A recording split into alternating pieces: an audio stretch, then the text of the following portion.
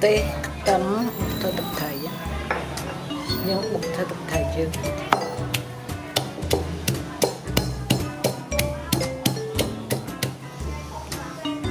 sco muối trai muối một sco hai còn này được tiệt chột nè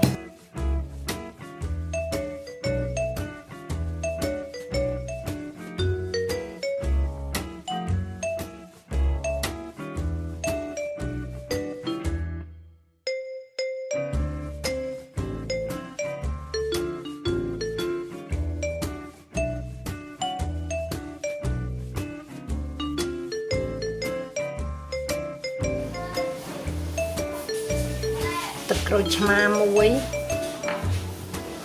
ទឹកត្រីមួយដែរមួយទាំងអស់កូរវាសប់ហើយយើងលាយទឹកក្តៅនេះយើងធ្វើទឹកជ្រក់មួយបន្លែយើងត្រូវលាយទឹកឆ្អិន